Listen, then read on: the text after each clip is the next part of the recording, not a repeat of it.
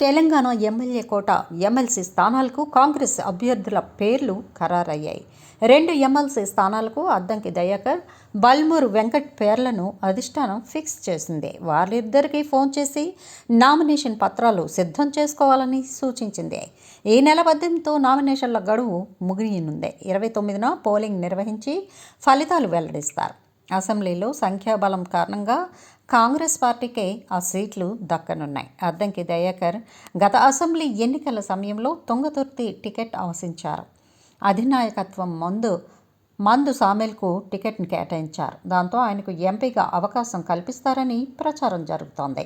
ఇక ఆయనకు ఎమ్మెల్సీ టికెట్ని కేటాయించారు. ఎన్ఎస్యుఐ రాష్ట్ర అధ్యక్షుడు, విద్యార్థి ఉద్యమాల్లో చురుగ్గా పాల్గొంటున్న బల్మూరి వెంకటకు కూడా మరో ఎమ్మెల్సీగా అవకాశం ఇచ్చింది. టీఎస్పీ ఎస్సీ పేపర్ల లీకేజీ, విద్యార్థుల ఆత్మహత్య, 10th పేపర్ లీకేజీల నేపథ్యంలో విద్యార్థులు, నిరుద్యోగుల పక్షాన ఆయన పోరాటాలు చేశారు. తెలంగాణలో ఎమ్మెల్యే కోట, ఎమ్మెల్సీ ఉప ఎన్నికకు జనవరి 4న నోటిఫికేషన్ జారీ అయ్యింది.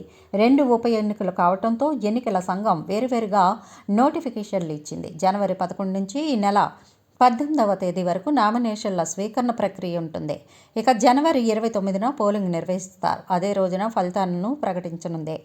జనవరి 19న నామినేషన్ల పరిశీలన ఉంటుంది. 22వ తేదీ వరకు నామినేషన్ల ఉపసంహరణకు గడువు ఉంటుంది. జనవరి 29న పోలింగ్ ఉంటుంది. అదే రోజు సాయంత్రం 5 గంటలకు